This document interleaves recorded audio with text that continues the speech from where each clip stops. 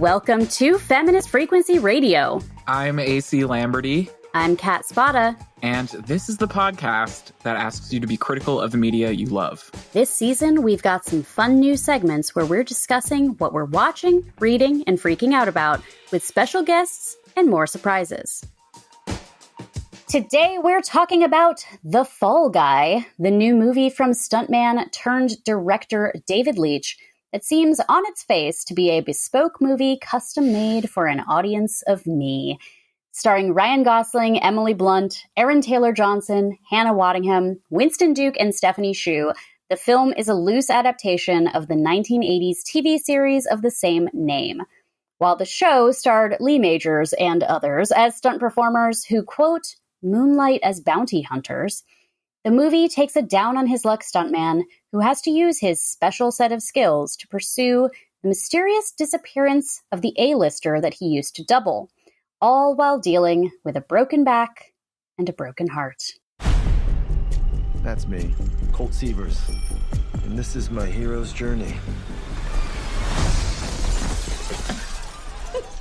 Can we just start from the top? Okay, I'm not the hero of this story. I'm just a stunt guy. Trying to look cool in front of the director of this movie. There's just one little wrinkle. The star of the movie, Tom Ryder. is missing. We need you to find him. Why me? You're a stuntman. No one's gonna notice whether you're here or not. No offense. I mean, some taken. One last stunt. Going down in a blaze of glory. Premiering to great fanfare at South by Southwest. This movie is an action movie about action movies for people who love action movies. It's very cute and inside baseball in that way. It celebrates the work of stunt performers, references notable stunt performances, and even breaks world records with stunts in the movie. The audience is super in on the joke as the script references the Academy Awards lack of a stunt Oscar, some of the challenges facing a first-time woman director, and the ego of actors who claim to do their own stunts in an era of deepfakes. And it also may exist in the Anyone But You universe. Jury's still out. I'm working on a thesis around that. But let's begin. Kat, literally when I saw the trailer for this movie like 4 months ago for the first time, I was like, this is a Kat Spada joint. So I would love your top line. Yeah, I mean, in the same way that like I knew Challengers, you were like hype about Challengers for months. I have been like eagerly awaiting this movie more than anything else right now. I love a big goofy stunt show. I also I love Ryan Gosling in the way that I love Channing Tatum. Like I'm going to check out what he's in. It's not that I want to marry him. It's not that I think he's like the world's best actor. I just think he's always a good time. Totally. So I'm there for him. I'm there for Emily Blunt. And it just seemed like, oh, hell yeah. Like that trailer, I was like, it's a cutesy little rom-com and we're doing big, crazy, practical stunt effects. Like, I love it. Totally. So we had the distinct pleasure of seeing this movie together. So you did see my live out of the theater reaction. But I was like, I liked it. I didn't feel like I was jumping out of my seat, hooting and a hollering. Totally. And I think that's what I wanted out of the big dumb stunt movie, because that's what I get out of a lot of other big dumb stunt movies. Like, yeah. I saw Triple X, the third Triple X movie on a date once, and I was like, yes, like this is awesome. And then my date was like, wow, you're having a really good time on this date. And I was like, oh, am I? I'm having a really good time with this movie. It's not you, King. It's Vin. Sorry, the unpleasantness. But so I was expecting to feel that way, but even though I didn't feel that way, I did obviously have a really good time at the theater. I feel very much the same way. It really is a film that hinges on the extreme likability of its cast. And the cast is extremely likable. So I was like, okay, like truly every time a fun new cast member came on screen, I was like, I know that guy. He's great. Like it was just a very sweet time. I don't know, something about it. It just feels like it felt cute to me. I don't know how else to say it, but I was like, this is cute. I don't know if that resonates.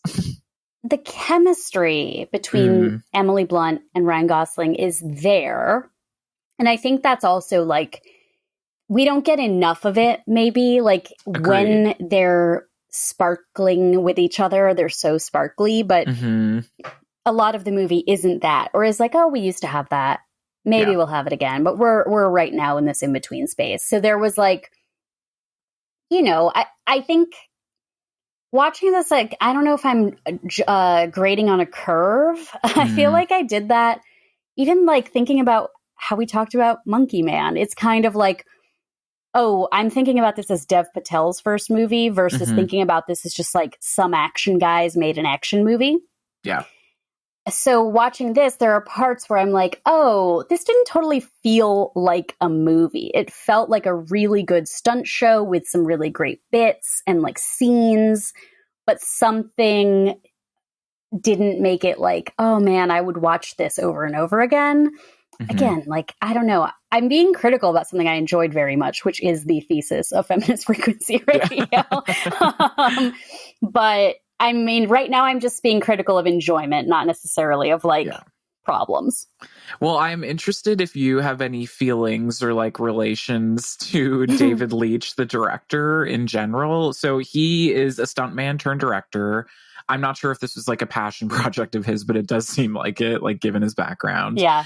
And my big kind of like feeling on what you were just talking about coming out of the movie is that I wish this had more of an homage or more reference to actual iconic stuntman action films. Right. I mean, it does amazing stunts, and the stunt work is great and incredible and super fun to watch. But in terms of visual style, you're right. It did feel just kind of like an exhibition at a lot of points. Whereas I think it could be referencing so many iconic, super Hollywood things, which the rest of the film does, both in dialogue and in character and in style. But I just miss that, you know, kind of connective tissue, I guess.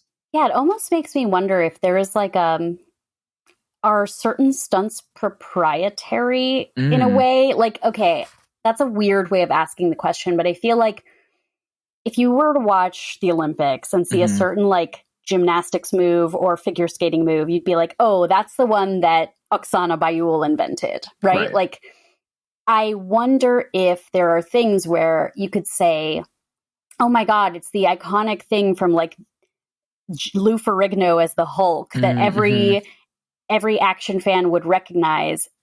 Yeah. Or not. Like, or is it just that the stunts are always so in service of a bigger picture? As far as David Leitch, I kind of forgot. I was like, gosh, what did he do again? And then they show a clip of Atomic Blonde in the beginning of the movie. I know, that I was a little bit like, okay, cool. I mean, it is a great scene, but yeah, LOL. I mean, obviously, like that was a scene that that was a movie I maybe fast forwarded to the sexy bits, just to be perfectly honest. But obviously, I'm down for a Charlize Theron movie, like in the same way. And was that James McAvoy in that too? Gun to my head, David Leitch style, couldn't tell you. Witness Angelina Jolie gun to James McAvoy's head. I don't know if you remember that Universal picture. Well, I have more to say on David Leitch. That lot of let's stay on David Leitch for a minute. What's like? Is there something where everyone's like, oh, that's when David Leitch like made it? When John Wick, I think. Oh, the very first. I believe that's him. Which makes a lot of sense. But I feel like even the John Wick films have more of a style, even in their kind of campiness, than this did. So even that was a question. I'm dying to like watch a YouTube video that's I'm just like... kidding. It was definitely not David Leitch. Okay, I was like, gosh, that's shocking. I'm sure there will be a YouTube video that's like stuntmen react to the Fall Guy. And even like the fact that Ryan Gosling's character Colt does every type of stunt. I was like, oh, is that how it works? Like, or do you have people who do driving stunts, falling stunts, fire stunts, fighting stunts? I don't know. There's also, this is going to seem like such a downer reference. I talked about it a little bit in a podcast episode last year, but Daniel Radcliffe made a documentary about his stunt double on the Harry Potter movies, who became a quadriplegic while rehearsing for the seventh Harry Potter movie. It's called The Boy Who Lived, and it's about this friend of his. They've been friends for like 20 years, whose life was altered in a very difficult way because of being a stuntman and because of being Daniel's stuntman. So they have this very interesting relationship.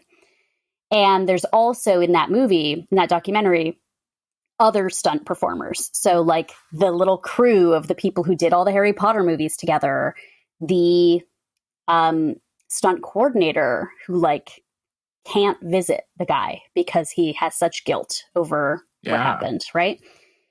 But one thing I got at, like, that I felt so strongly after that movie, and you're watching someone really deal with devastating health issues, is the love of stunts. Like, even this guy who is a quadriplegic now and lives with a lot of physical pain, he was like, I would not do anything differently. Once I started being a stunt performer, nothing was more of a high. Nothing was more delicious. He was like, I got to live my dream. I got to do the best job on the planet. I would not change a thing. And all the other stunt guys that are all his friends feel the same way. And I was like, yes, that's how it feels. I didn't get that from this movie. I didn't either. Like, it's interesting. I completely buy that as a cultural thing. And in some ways, I got that from a little bit of the extra work. Like, there is kind of an like epic moment in this final scene where the stunt team plays like an integral role that I thought was cute and like had that spirit a bit. But yeah, despite the kind of inside baseball Hollywood production celebrating the people who work behind the scenes vibe, like, again, maybe it's I kind of feel similarly as I did to Challengers. It's like it feels like there's a culture problem a bit. Like it lacks a bit of specificity around its main guy. Right, because so you have like Winston Duke playing the stunt coordinator, and a pleasure to see on screen as always. Always, absolutely, he's hilarious. He's he's good. He's convincing in all these scenes. But also, I was like, well, stunt coordinator on like a major Hollywood movie is probably 60.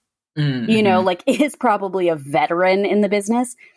But he is like seen as like a lover of action movies. Like he keeps referencing, he's like, oh, I did a Jason Bourne and then I did a Last of the Mohicans. Yeah. And I also feel like a real stuntman would be like, oh, I did the double flip. Like they would reference the move that the stunt performer invented. They wouldn't reference the movie. Totally. But also, like, Colt, who is Ryan Gosling, like, by nature of the plot, he was injured at the very beginning of the movie, broke his back, has rehabbed, but just doesn't do stunts anymore. So 18 months later, I guess he's physically just fine. Fit. He's able to do everything he could do before and better. I don't know. But he's depressed.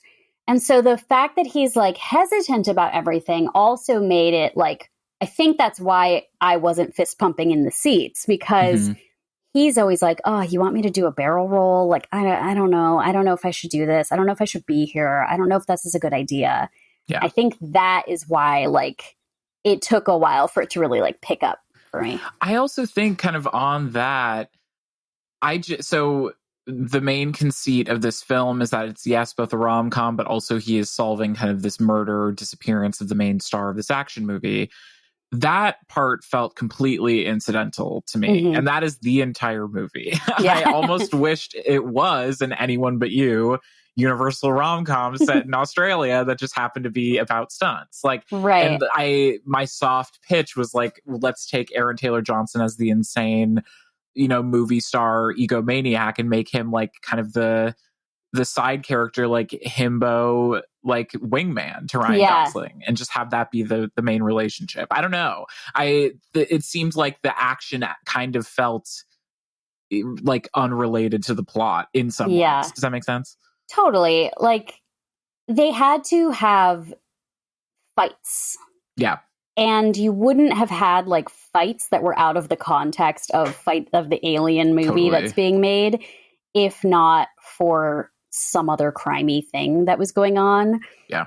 But it definitely felt like, oh, we're in this part of the movie, and then we will jump into the other part of the movie. So the like real world of it also was like, there's these huge car chase, ridiculous, like they would be so destructive scenes, but there's no like, the cops are like only kind of involved. Like there's a time when he like goes to the police, and I'm like, well, this would turn into something. Like, I don't know if it would solve the crime, but it would turn into like more scrutiny, at least. Yeah. The actual drip of the kind of mystery, like the information you get along the way, is kind of unsuccessful.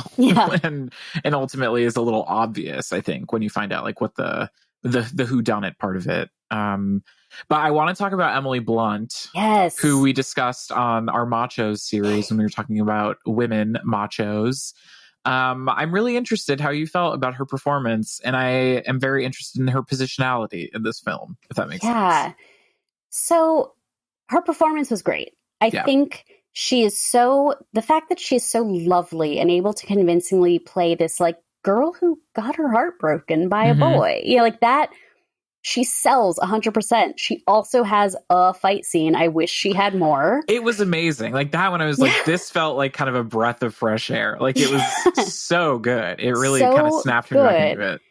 But then there's this other piece that's happening, which is that this was also something that I was like, is this how the real world works? Like maybe, but she is a camera operator and has been a camera operator on big budget, A-list starring action movies. And now she is getting her big break as a director. And so maybe this is like David Leitch feels very strongly about this, but I was like, again, if you have made it far enough in your career to be a camera operator at that level, aren't you just a professional cinematographer at this point? Like, interesting. Are you pursuing being a director? And is Metal Storm, the aliens versus cowboys, Romeo plus Juliet story, your like auteur's heart song that you want to tell? Or is it just that you got hired for this and you're like, great, I want to be a director? Like even that, it's like, why do I care? I shouldn't care about this because the movie should push that far enough to the sides that I'm not asking these questions. But I also think that it's an unavoidable question, especially with gender, because it is so insanely rare, literally statistically, to see women who work in grip and electric, women who work as high-level cinematographers at the level her character is in. So that, I don't know, it's just fascinating to me. And I'm more familiar with this process in television, where it is like on especially network shows, the people who end up directing are editors or assistant directors or assistant camera or whatever. But yeah, I wonder if that was just like purely from David Leitch's experience and him informing that. But the gender issue is really kind of fascinating to me. And in some ways, I think they like kind of nail it. I don't know. Any thoughts? So when we talked about Emily Blunt before, we talked about her like aesthetic and her physicality.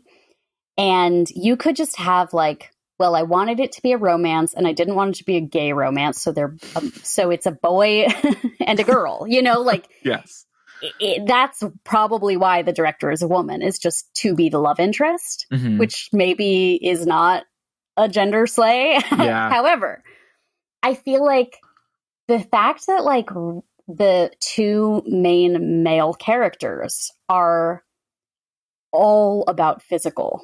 Their entire character is about their physical self, like health, safety, but also like, I work with my body is my work. And then the A-lister is like, I work with my body, my looks are my work, my face, my appearance is everything. And then the two women who are the manager, played by Hannah Waddingham, and just like a $5 wig, and shake and go. They didn't even condition that thing. Like there were times where she's like literally moving it on her head.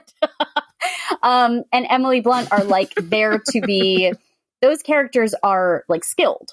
I'm sorry. Obviously, all of these characters are skilled, but like those, she's a creative leader or whatever, like they are in leadership roles, whereas the men are there to just like work their bodies. And that I appreciate it for sure.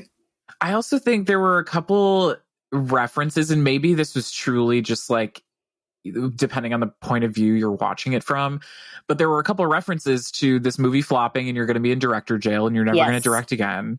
And there was a moment where Ryan Gosling his character says to Emily Blunt's director character, like, you need to finish this movie. There are so many like young girls out there or young Jodies is what he said. That's her character name, that are going to look up to you in a way that, of course, is a little bit inherently gendered, but wasn't meant specifically that way in the conversation. But those two moments, I was like, oh, these actually become extremely poignant just based on the casting of this being a woman. Like the threat of quote unquote director jail or not being able to make a second feature after your first or whatever is like so exponential for women filmmakers that it just kind of hit for me. I was like, that is cool. Like it was interesting to see it addressed in kind of a nuanced way like that. Let's bring it back to Charlize Theron. Patty Jenkins makes Monster, doesn't get like nominated for director, I don't think. It takes at least a decade for her to get Wonder Woman. Mm-hmm. And then Wonder Woman is a hit. Wonder Woman 84, not flop. I mean, flop, I do think it was unsuccessful, but also it was one of the lost movies of 2020. Totally. And in many ways, kind of like late stage Marvel, people started commenting on that. And especially in terms of DE&I, like all the backlash there, like it's a lot of stuff. Yeah. But the average of like a woman director between features is like 8 years or something. Yeah. And it especially happens with genre and action. Like there was a woman director of the Super Mario Brothers movie back in the 90s, and she did not direct again for something like 21 years. Yeah. Wow, that's fascinating. Yeah, like, so that, I mean, I said this kind of in jest after we watched the movie in person, but I kind of feel it. It's like, just that line of Ryan Gosling with tears in his eyes saying, like, you have to finish this movie because people are looking up to you. Yeah. I was like, that was more effective to me. Like, there's also, like, she's wearing these little jumpsuits that we all saw Greta Gerwig wearing on the set of Barbie. Yes. Which felt very intentional to me. Totally.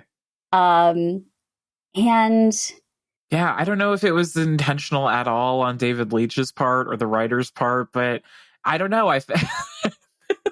Is this the quietly queer of feminism? Right. Yeah. Yeah, like quietly equal. But, you know, listen, it did not work for me. So I'd love to know how much they got paid. Oh, yeah. Great point, actually. Like that might answer our question. Is if like, anybody knows, call in. Yeah. And like, who is the bigger box office draw between the two of them? Like, they're a really equally matched pair in a lot of ways. Yeah. People love Emily Blunt. Yeah. I mean, you didn't go to Oppenheimer for Emily Blunt, but you didn't go to Barbie. Oppenheimer for Emily Blunt. You didn't go to Barbie for Ryan Gosling either. Like, we all knew he was like, I definitely stayed for Ryan Gosling in Barbie. Totally, he was totally fantastic in it. But yeah. Okay. My next kind of chunk I want to address is the kind of 2017 to 2019 energy of this film. Yes. Down to the needle drops, down to the clothing. Although I will say, shout out, there's one IATSE long sleeve shirt that Ryan Gosling wears in this movie that I need to find. It is the drippiest, like 90s. Oh, it's so good. Okay. But anyway, a lot of this movie feels like pre-COVID to me. I don't know if that resonates with you. You wrote down Taylor Swift and DJ Khaled. That feels pretty self-explanatory. Even, I don't know, even some of the like epic sauce SNL vibes of it all, you know? Yeah, there is something about like the energy of the movie that does feel like before we had to have movies be serious. Mm-hmm. Like at this point, The Fall Guy does not have an impact campaign.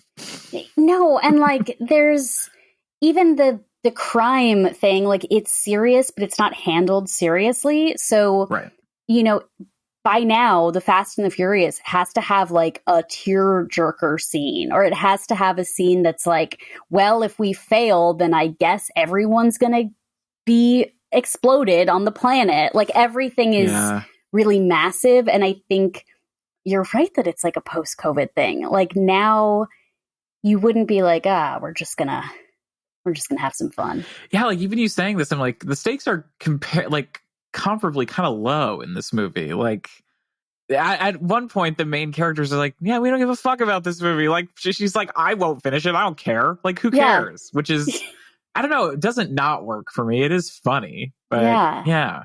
This is why we liked Anyone But You at the end of the day, I think.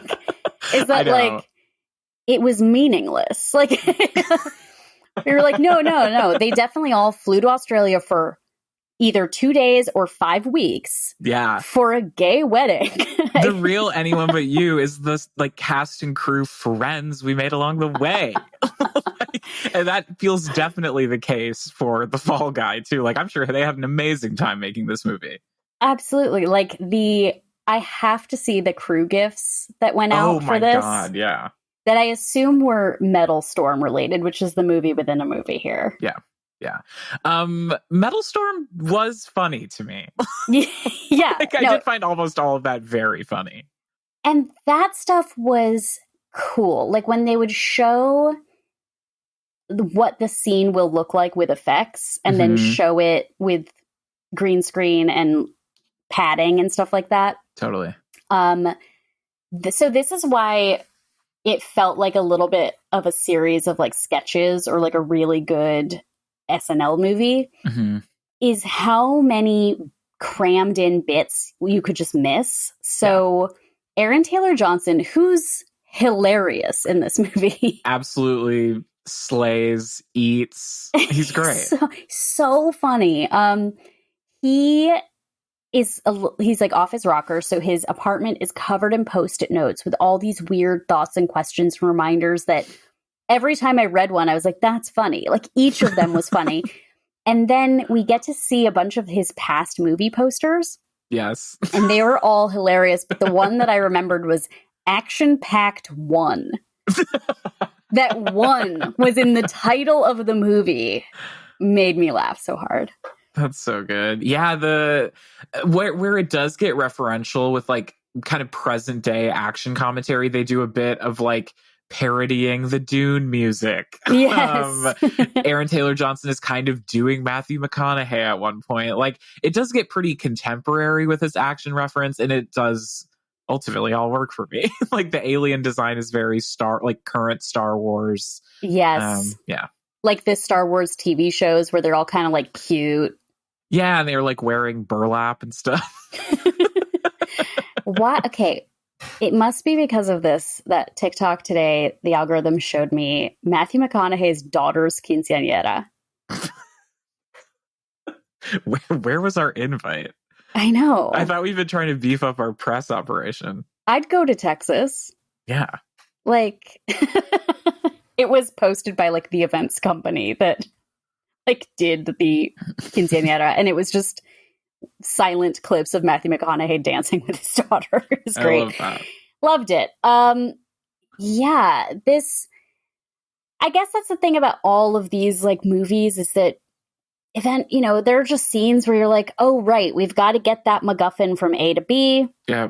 But the stuff that played out always felt like it connected. So yeah, there's a cute kind of through line with a dog that is trained to do certain actions, but only in French. Like that was cute every time it happened. It's cute. The whole thing is like cute. And it is like, I don't know, sometimes I think about this kind of content and it's like, okay, well, I love that it's an original script. Well, kind of. It's adapted from a television format. But I like that it's original-ish. It's not a huge franchise. But of course, it's hugely star-driven. All of the bits kind of hinge on someone being famous and like kind of being legible to the audience outside of the movie. You know what I mean? So have we really made any progress in original content? I don't know. But it was cute. I mean, that's what happens is like there is a reference to Black Panther in this movie, in a scene with Winston Duke. Like, yeah. And so it was like, oh, we're all just doing this, like they're singing Taylor Swift. Like we're in a universe where like Taylor Swift's best friend is Emma Stone. Like Taylor Swift would be friends. She would know Ryan Gosling, Yeah.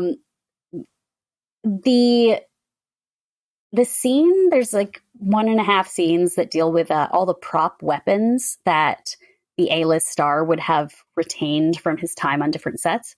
Mm-hmm. That reminded me of The Unbearable Weight of Massive Talent. Yes. And the also kind of like dual leads of somebody who's like obsessed with somebody else, or the like meta commentary on like celebrity star actor self thing. I was like, oh, I kind of want to rewatch that now. Yeah, and you know what? Neither quite did it for me. I don't know, like in that way. It just seems like kind of a shorthand for a type of crazy person celebrity. And I do think Aaron Taylor Johnson does great, but yeah, it's interesting the relationship this has to like celebrity both in and outside of the movie. It did open with a little sizzle before the movie of David Leitch and Ryan Gosling telling the audience not to text. And it really worked on me. They were hilarious. I found them extremely charming. Okay, can we talk about a couple of other like peripheral things, which is David Leitch and Ryan Gosling attended the Fall Guy Stuntacular, which is a pre-show that happened for 1 week at Universal Studios Hollywood, where for decades, they have been doing the Waterworld Stunt Spectacular show, which is incredible. And like Ryan Gosling and David Leitch showed up and were, cracked wise with the audience and everything. Crowd went wild, etc. Oh my God. And apparently David Leitch, I think like I saw him get hooked up to something and get pulled away on a cable, and Ryan Gosling was just like, gotta go. But and then also pulling it into like the SNL world as ever. Ryan Gosling was on SNL a couple of weeks prior to this as Beavis or Butthead. Did you see that clip? I've seen still images. Yeah. They went, like the cast member from SNL came out to LA for the Fall Guy premiere, and they walked the carpet. They went to the premiere as Beavis and Butthead.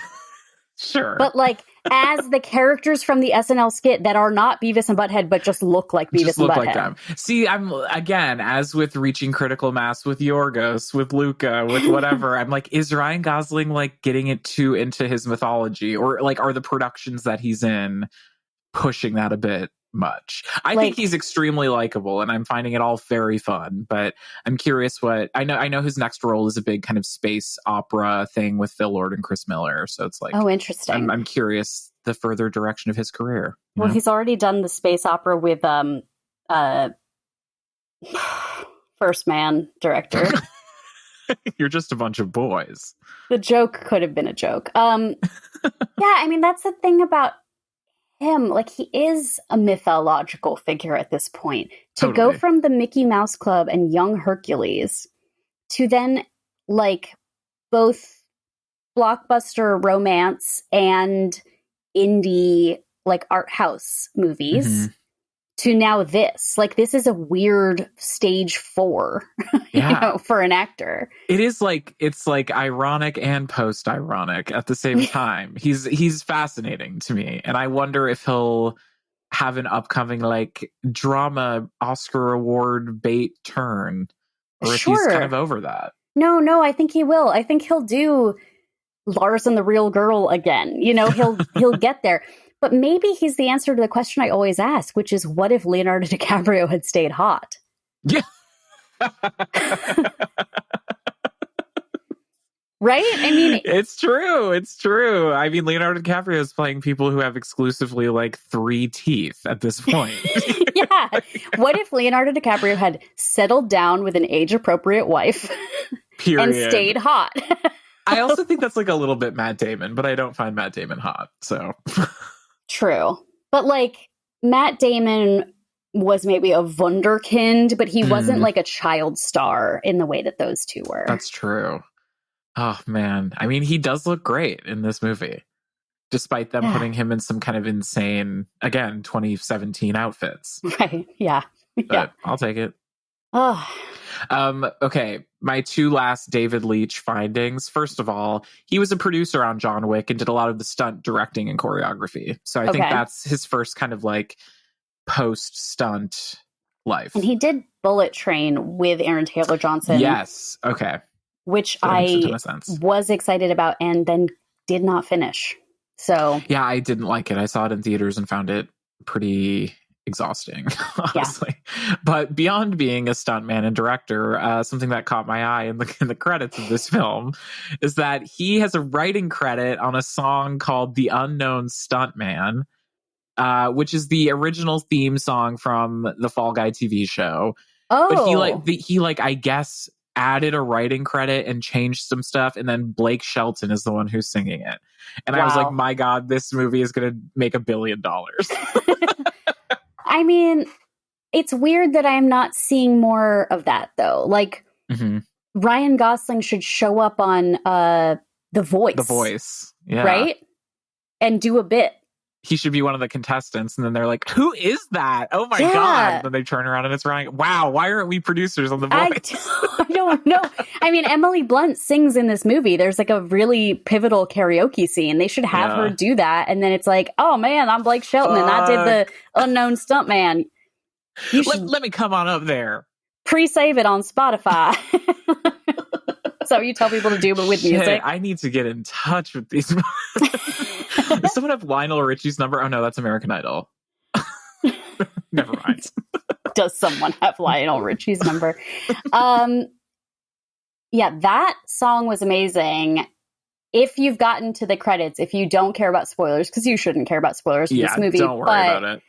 There's a fun tune out for 30 seconds because when they have a new star that shows up at the very end, oh man, that was when we were. It got me. I was laughing. I was laughing. Early on, one of Aaron Taylor Johnson's post-it notes is Momoa or Momoa ? And then at the end of the movie, when he needs to be recast in Metal Storm, it's Jason Momoa, and he's so funny. He delivers. He really does. Yeah. Bit of a Dune parody. Why on this planet, why would they have the Sydney Opera House? Doesn't matter. I don't know. I need to do some critical investigation into Universal's relationship with Australia. If anybody knows, please call our hotline. I know that there is a Fox Studios in Australia, but yeah, maybe Universal's trying to muscle them out. Maybe the tax breaks are just too good to resist. Oh my God. Any other David Leitch thoughts? Did I cut you off there? No, that's it. I mean, this is a cute ass movie. Yeah. I'm like, much love to the stunt community. It worked for me. I don't know. And, you know, we said potential gender slay, I think. Post-feminist, maybe. Yeah. We'll see how much maybe the actors got paid, but also, I would not be mad at, again, some sort of reboot or franchising of this that is like a stunt performer, and it could be different types of stunt performers, women, you know, whatever, having to solve a crime. I see this as an incredible reality format for whatever Universal's streaming site is. It'd be like putting reality show celebrities into can you do these stunts? Oh my God, we have so many good ideas today. I know. Nobody take any of this. Exclusively on Peacock. Okay, I have a Fall Guy related game. Perfect. And I have a list of things that I need to send you. Can I text you and you have your texts up on your computer right now? Yes. Okay. I'll send these after I do my little intro. Okay. Okay, Kat, welcome to this week's What's Wrong With Me. I can tell you what's wrong with me again, and it's that I created a stupid game. And I'm sick. I'm twisted for it. The only cure is lithium. Exactly. The only cure is not having a podcast. This is vaguely Fall Guy themed. This week I present to you Nightmare Blunt Rotation. Oh. Oh, that's good. Using the incredibly charming and star-studded cast of an otherwise pretty average spring blockbuster, The Fall Guy, I'm going to present you 3 groups of people, blunt rotations. Is that because of Emily Blunt? Of course. Good. Of course. Okay. And I want you to give me your take on which is the worst and which would be the blunt rotation you want to join. Okay. And these blunt rotations consist of the Fall Guy cast members and stars related to them or the film in some way. Oh my God. I'm going to send you these to look at, but I will read them out, of course. Okay. So we'll start with the first rotation, which is named after the star herself. In this group, we have Emily Blunt. I'm going to try not to editorialize too much, but unfortunately, her husband, John Krasinski. And from the twisted mind of John Krasinski in the upcoming film If, Ryan Reynolds. Mm-hmm. And finally, I put Hannah Waddingham in this group because she's loosely affiliated with, I don't know, I feel like Welcome to Wrexham and Ted Lasso are the same thing. So yeah. That's why I put her there. I'm going to offer some feedback on each of the rotation options before I weigh them all together. As you said about Emily Blunt, unfortunately, her husband is John Krasinski.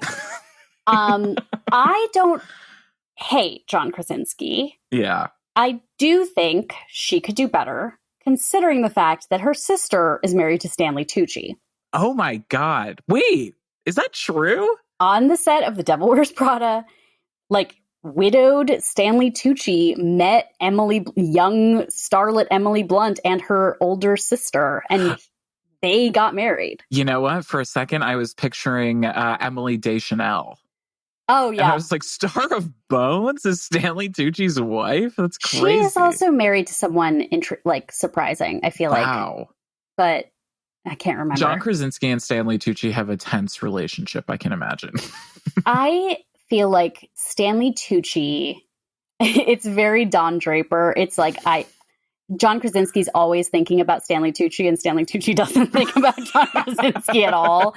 He's too busy thinking about Negroni Spagliato with Prosecco in it. You know? Exactly. Hannah Waddingham, while she is the ultimate theater kid, mm-hmm. and that is annoying, I do like her.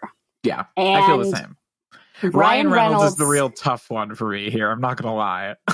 Look, I haven't forgotten about his plantation wedding. And oh my God. Do you think he's ever smoked weed in his life? Okay, he played Van Wilder and he named his son Wilder. If he hasn't smoked weed, I'm calling CPS. He's smoked weed and he's so annoying about it. I will also admit that I love Welcome to Wrexham. I know you do. And that's hard for me, but that's okay. It's weird. It's like I like everything about the town, and then everything about the guys is annoying, but it makes the show. So, it's complex, but those are my thoughts on rotation number 1. Oh, and I didn't say anything about Emily Blunt. I'd love to smoke a blunt with Emily Blunt. This and a blunt. Yeah, she seems great. If she wanted me to organize her shoes, I'd do it. And hashtag no creepy. So this group, I'm half and half on. You know what I mean? Okay. Rotation 2. We have Ryan Gosling. Oh. Friend of the family, Emma Stone, who's been in several projects with him. Yes. Taylor Swift, who allegedly an Emma Stone bestie. Yeah. And then I put Aaron Taylor Johnson in there, who has been, I think, in movies with the both of them, other than The Fall Guy. And I feel like also has the name Taylor. So there you go. Yeah. Okay. So for me, this one's tough, but I feel like it might be a good one for you. This is tougher than you might think. Mm-hmm. For one,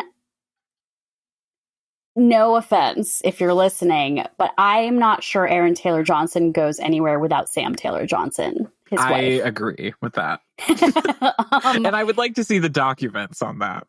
I think that has been reflected in his career. I think you see that in the casting, in the completely acting choices he has chosen for himself.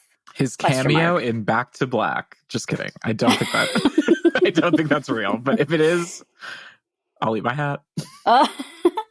I think Ryan Gosling is probably pretty boring. Yeah.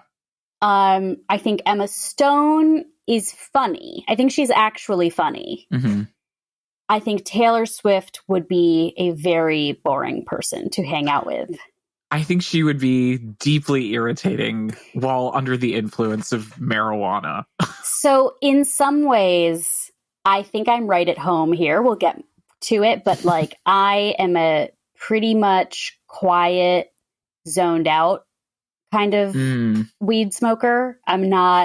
I'm pretty much just happy to sit in the corner of the couch and just like kind of giggle at stuff and not philosophize or really get into too much. So I think being with a pretty boring crew might be right for me. Might be the vibe. I also think Ryan Gosling and Emma Stone would be like kind of fancy LA rich person. Like they would be nice, but they would want to leave after an hour and a half. Do you know what I mean? Yeah. Which is fine. Yeah. And she's not a bad group. It's not a bad group, but it is like, it just kind of takes one of them going off, and being like Taylor Swift being weird or Aaron Taylor Johnson inviting his wife, basically. Yeah. So that's an interesting one. All right, my final group. This one is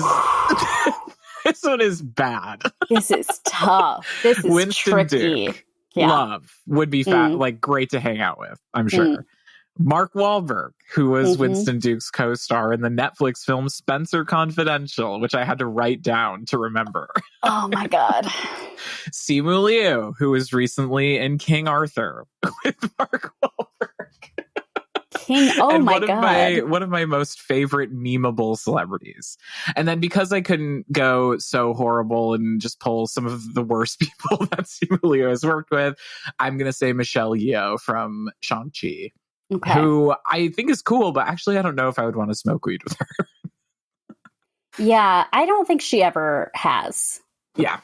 She had a grandchild recently. Like, she's married to that guy that, like, oh, yeah, old billionaire. Love it. Love that for her. Diplomat, and, whatever. Yeah, and he has, like, adult children. So one of them had a baby. But Michelle Yeoh just posted on Instagram, like, herself holding the baby's feet. And the caption, like, miracles do happen. Everyone was like, did you have a baby? Give birth? What just happened? It took like days for her to be like, we love being grandparents. Her Oscar social media presence at the time was so funny because like she clearly really wanted an Oscar and like deserved it for that role, but was like really wanted it. And all of her posting is very earnest in that way too, but like a little bit old lady, like shady kind of like, didn't I slay in this movie? Like she's so funny to me. Which kind of makes like her and Jamie Lee Curtis like twin flames in that way. Yeah, that's my fucking evil twin. Yeah. Wasn't Jamie Lee Curtis on the red carpet like, let her speak? Like, really going off about her? Every once in a while, you know how, what do you even call it? Like a magazine that doesn't exist as a magazine, it just exists as an Instagram. Yes. And then you have to click on the Instagram to read the article. Yes. I don't even know what that's called, but I know exactly what you're talking about. Yeah. So them is always posting things that I'm like, fuck you. I am going to click through and read that because you teased me with an interesting headline.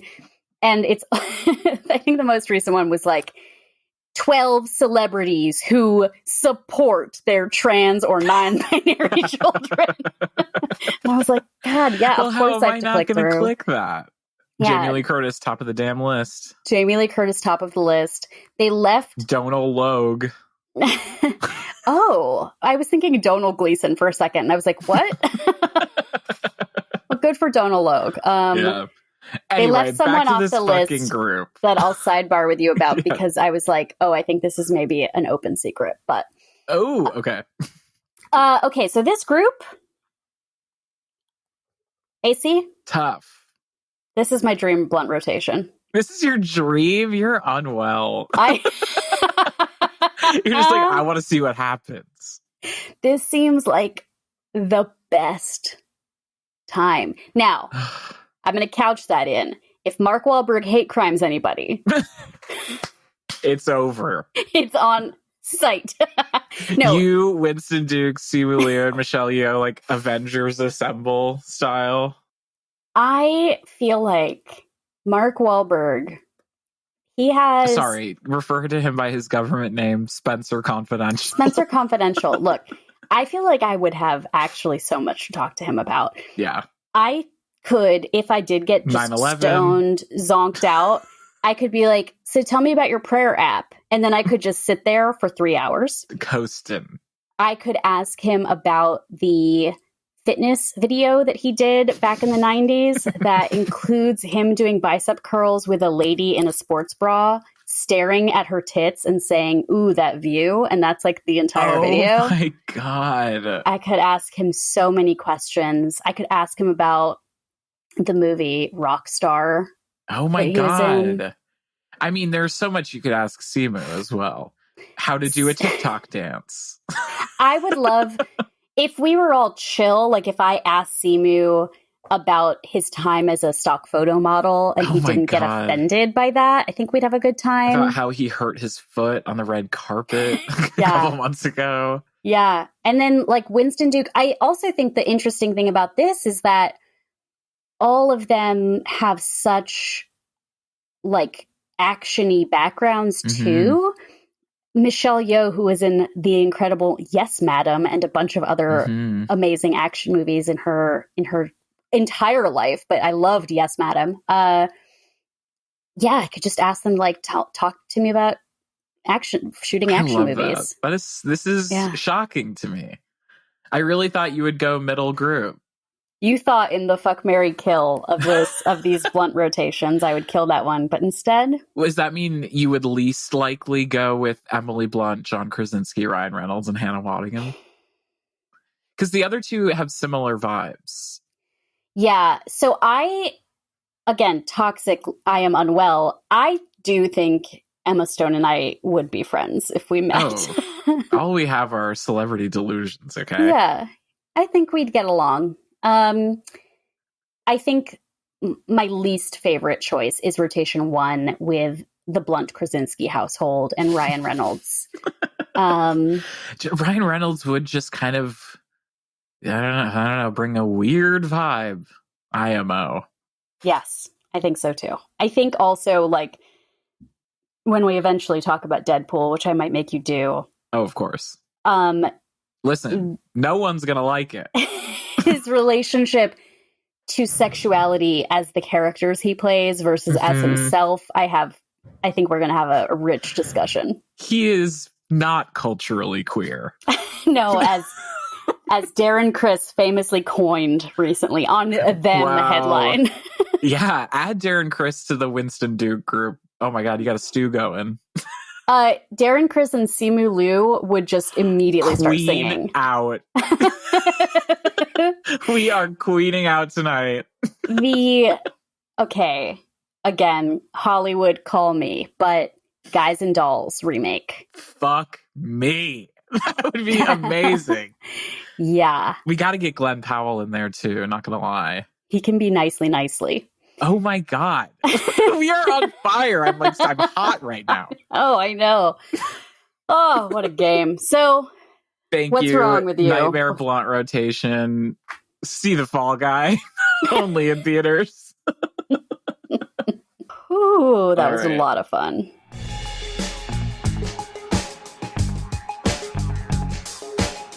That's our show for today. I'm Kat Spada, and you can find me at cat_ex_machina on Twitter or at catxmachina, no underscores on Letterboxd. I'm AC Lamberty. You can find me at AC Lamberty on Letterboxd and Instagram. Feminist Frequency Radio is hosted and produced by us and edited by Rob Pera. Be sure to follow us on all the socials at FemFreak, including our new Letterboxd page. If you like the show, please help other people find it by subscribing, rating, and commenting on your favorite podcast app. Thank you so much for listening. Bye-bye. Goodbye.